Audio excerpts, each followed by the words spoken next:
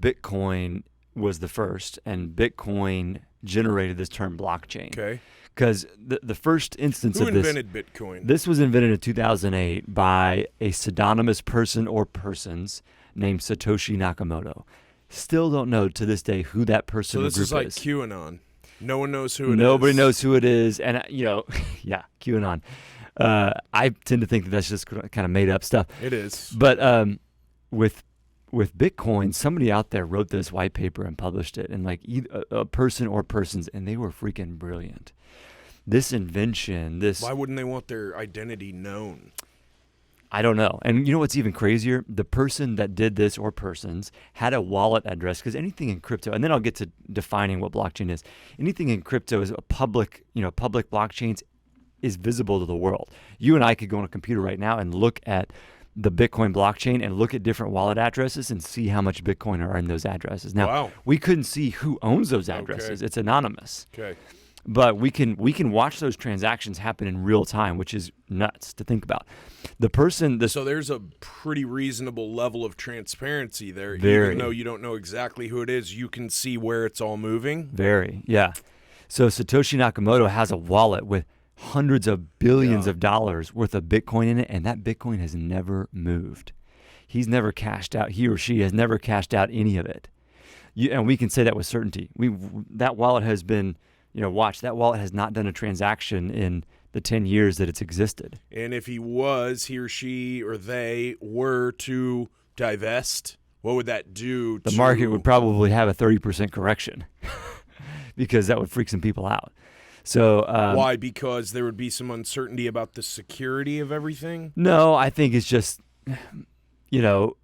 why are they divesting? Why are the guys who invented this bailing? Yeah, and if you sell that much on the sell side, it puts a lot of pressure on the price downward, right? Okay. So if you're putting a lot of sell pressure, which causes the price to go down, flooding the market with what is supposed to be a valuable asset. Right. That the value of that asset dips when there's way more supply. Yeah. Available. Okay. And it's just not inflatable, right? There will only ever be 21 million Bitcoin, ever. It's hard-coded in the system. It can never change. So 21 million Bitcoins. 18 million of which have been mined to date. So there are 3 million to be mined over the next 120-odd years. What do you mean, mined? Let's start with what is blockchain. Okay. Because I really got off on a tangent here. All good. What is blockchain, and then what does it mean to mine? So blockchain is we're going to talk again. So whatever we don't get through today, we'll good. Pick up next time. So blockchain is a digital distributed ledger. Now that's the three-word answer, right? A digital distributed ledger.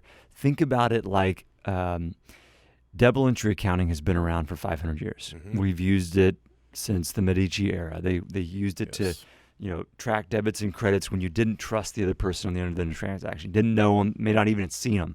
But the bookkeepers in Venice and Rome and all these other like Renaissance era cities had these ledgers that they kept track of value and money on. And now we still basically use that in 2021, right? The banks use ledgers.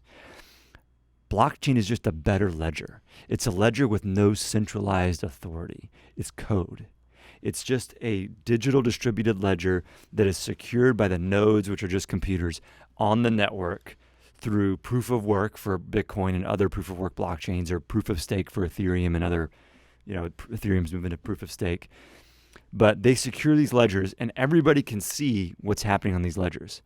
You're not having to pay an intermediary or a middleman like banks and Western Union and all these. There's no SWIFT or ACH rails that this money is moving on. It is moving on a digital ledger. It's like money for the internet, because the way that we've done money hasn't caught up with information technology, has not caught up with the internet, right? The Why analog is that? Just because it's clunky. It doesn't everything is gold backed or was. What it seems like it works, right? When you have Venmo and I could send you $10,000 like right now, it seems like so efficient and so effortless. It seems like it works. It really doesn't. Venmo takes days to clear that transaction on the back end. When you spend Visa doesn't clear right then. You leave the store because the point of sale is like, we'll pay. There's a 3% charge from Visa.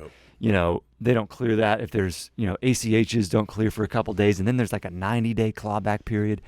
It just doesn't work and you also can't do you ever wonder why you're on the New York Times and you're trying to read an article and they put up a paywall because they want you to subscribe. Right. Really, they should just charge you 15 cents to read that article, but there's no economic way on the internet to transfer 15 cents because it's a 30-cent fee plus 3%, which it's a wash. It's a wash. It's a waste of time. That's why you got to pay $7.99 a month because the analog way of doing money doesn't work on the internet. I mean, it works. Let me say it differently. It works like a fax machine used to work. Fax machines were brilliant in the 80s. They solved some very complex business problems, but in 2021, we think fax machines are a joke. Like they're the butt of a lot of jokes. They are. Doctors still use them. For some reason. And pharmacies, some banking won't allow you to email. It's all got to be faxed.